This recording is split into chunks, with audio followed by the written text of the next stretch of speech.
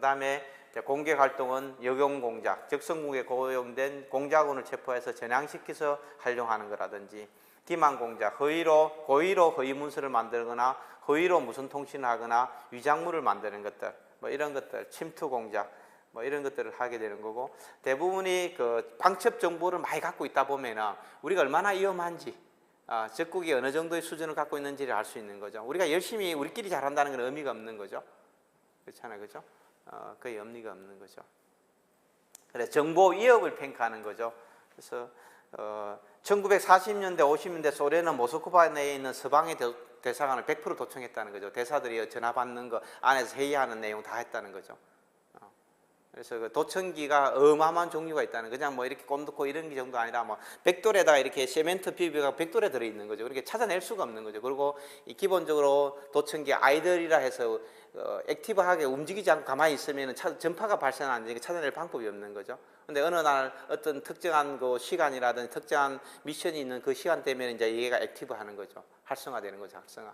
그래서 미국이 도저히 안 돼서 아무리 새로 지으려 답이 없는 거죠. KB 놈들이 어딘가를 숨기니까 나무에 숨기기도 하고 쇠에다 넣기도 하고 벽돌에 넣기도 하고 답이 없는 거죠. 결국은 미국에서 모든 그 벽돌하고 다 100% 조립 갖고 들어와서 거기서 조립만 한 거죠. 조립.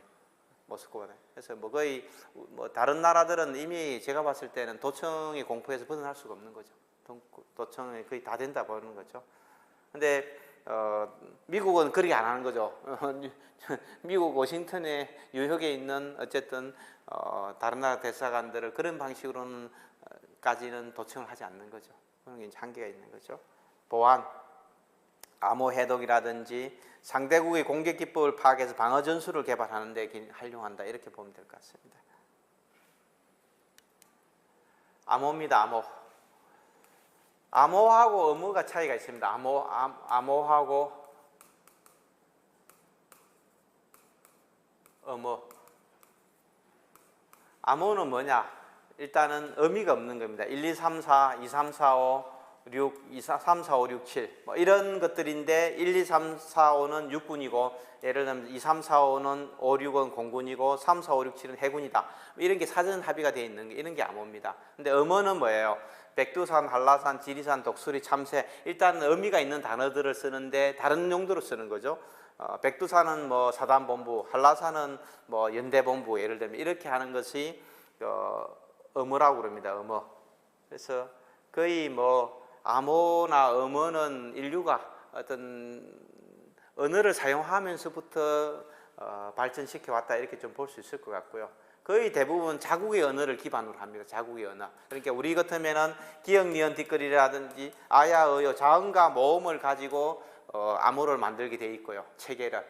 그 다음에 이제 뭐 미국 같으면 ABCD라든지 뭐 이런 것들을 쓰는 거죠. 숫자나 이런 걸 쓰는 거고. 근데 이제 중요한 거는 암호가 너무 복잡하면은 효용성이 없는 거죠. 암호를 보냈는데 이 친구가 암호를 그걸 조립해서 해독하는데 10시간이 걸리면 의미가 없는 거죠. 근데 너무 또 쉬우면은 뭐예요? 누구든지 또 찾아낼 수가 있는 거죠. 적절하게 어려워야 되는 거죠. 적절하게 어려우면서 못 찾아내는 것들이죠. 그래서 그렇게 하려고 그래서 미국은 2차 대전 때 이 자기들 아무리 머리를 굴려도 영어나 이거 갖고는 답이 없다는 거죠. 그래서 인디언, 나바호족이라는 인디언들이 쓰는 언어를 가지고 하는 거죠. 그래서 아마 2차 대전 영화들을 이렇게 보면은 미국들 보면은 그 소대장이나 중대장 옆에 항상 인디언이 모자 쓰고 따라다녀요. 그 통신병이. 그래서 얘만 알 수 있는 거죠. 그러니까 미국 중대장이나 연대장, 사단장도 자기들 암호로 모르는 거죠. 일마만 아는 거죠. 일마만.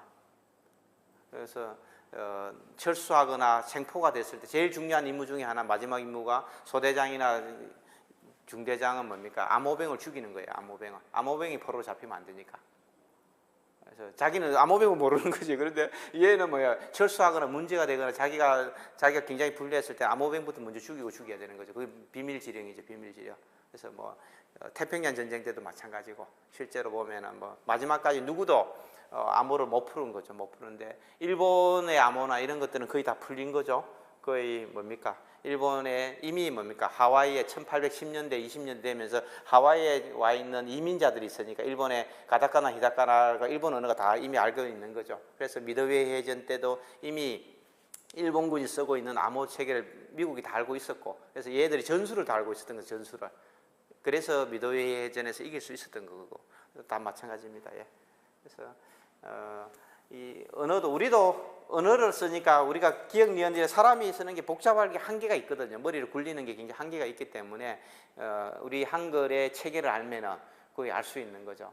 대부분 이제 5자리를